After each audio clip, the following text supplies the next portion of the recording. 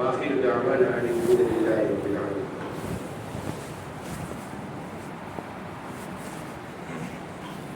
ماشاءاللہ. اب اس کے بعد میں محمد صادق مدد علی کو دعوت دیتا ہوں. یہ بھی جماعت عربی دو کے طالب علم ہیں. اپنے صدر کے عنوان پر یا حضرات کے سامنے تقریر پیش کریں.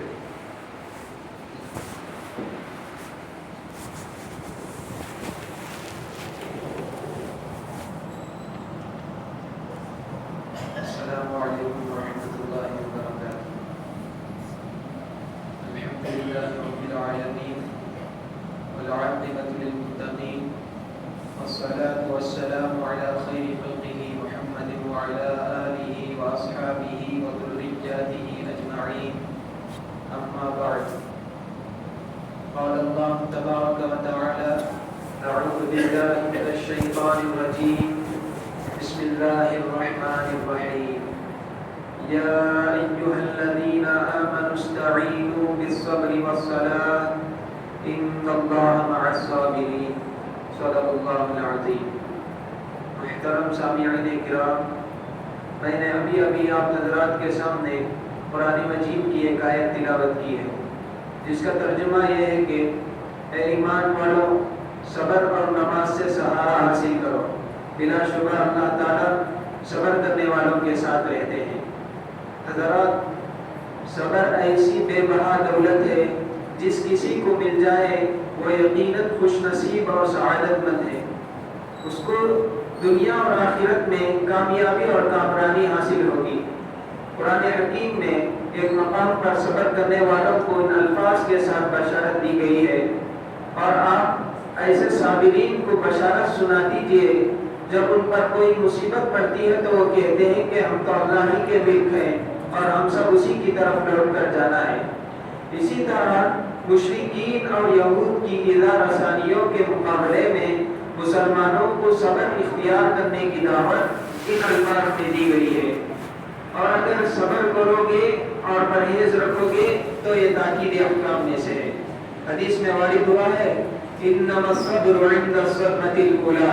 ترجمہ: یقیناً صبر اختیار کرنا پہلے ہی مصیبت کے وقت. اس حدیث کا مطلب یہ ہے کہ اگر انسان پر کوئی مصیبت لاحق ہو جائے تو جزا فضا رونا چلانا نہ کرے، بلکہ پہلے ہی مرحلے میں اس کو صبر اختیار کر لینا چاہیے.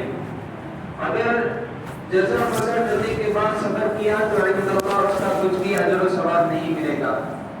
حدیث میں وارد ہوا ہے رسول اللہ صلی اللہ علیہ وسلم نے فرمایا مومن کا بھی عجیب حال ہے کہ اس کا سارا کام نیکی ہی نیکی ہے.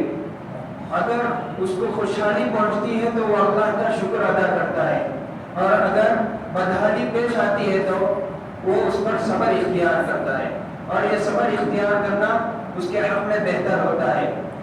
ایک موقع پر رسول اللہ صلی اللہ علیہ وسلم نے حضرت عبداللہ بن عباس رضی اللہ عنہ کو مخاطب کر کے فرمایا جان لو کہ اللہ کی مدد صبر کے ساتھ ہے، فراغی اور کشادگی اور رنج اور بے چینی کے بعد ہے. یقیناً ہر سختی کے بعد آسانی ہے، اور ایک سختی دو آسانیوں پر کبھی غالب نہیں آ سکتی. الغرض صبر بیش بہا قیمت ہے جس کی حفاظت کرنا بہت ہی ضرورت ہے، اور اس بات کی ضرورت ہے کہ صبر کی دولت ہر انسان کی زندگی میں آ جائے تاکہ اس کا اچھا نتیجہ برآمد ہو سکے. اگر تنہا امتحان صبر وغیرہ میں پورا کرے تو اس کے لیے وَلَأَجْرُ الْآخِرَةِ أَكْبَرُ موعود ہے، یعنی آخرت کا اجر بہت بڑا ہے. دنیا کی خوشحالی عارضی ہے، چند روزہ ہے، فانی ہے، اور اجر آخرت ابدی اور بے لوث ہے.